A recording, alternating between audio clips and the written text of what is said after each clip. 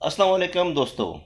आज की वीडियो में मैं आपको बताने वाला हूँ कि डॉलर जो है वो उसका रेट किस तरह किसी भी करेंसी के जो है वो ऊपर या नीचे होता है जी, या उसके वो ज़्यादा होता है या कम होता है जी।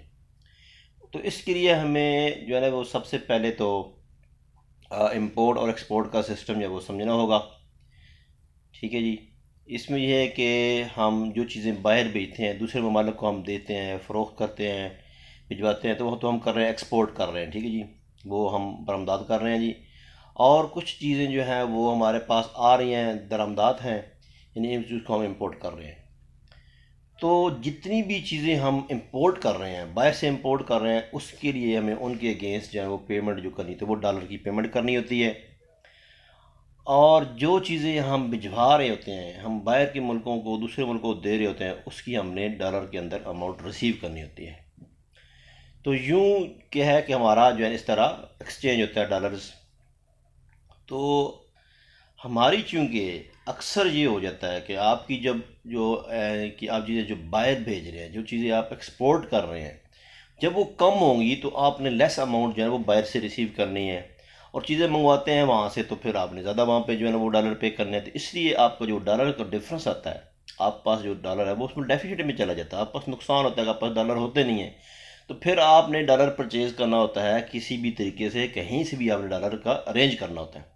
जब आप वो डॉलर का अरेंज करते हैं तो आपकी करेंसी पे फ़र्क पड़ता है। इसकी सिंपल मिसाल मैं आपको दूं, सादा सी देसी मिसाल दूं।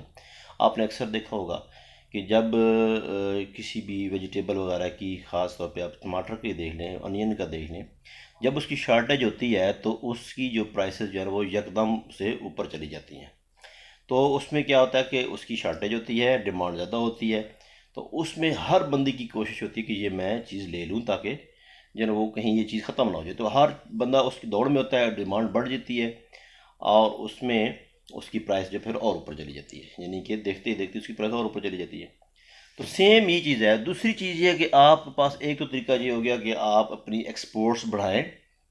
एक ही आपके पास हाल है कि आप इसको एक्सपोर्ट्स बढ़ाएं, ताकि आपने जो बाहर से डॉलर मंगवाना है वो आपके ज़्यादा हों, ताकि आपने जो अपनी इंपोर्ट्स की मद में आपने जो चीज़ें आपने पैसे पे करने हैं, वो पैसे पे करके भी पास आपका एक्स्ट्रा डॉलर जो बने।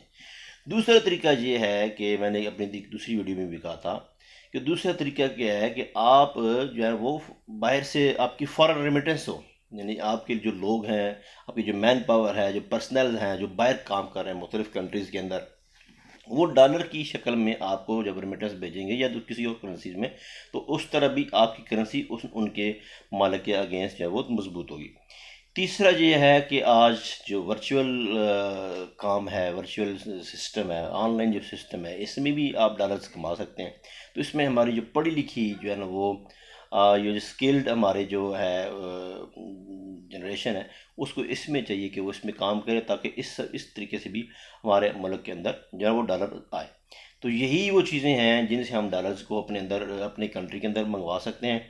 जिस तरह हम डॉलर की एक्सेस होगी हमारी कंट्री में, इतनी हमारी कंट्री की जो करेंसी है वो मजबूत होगी।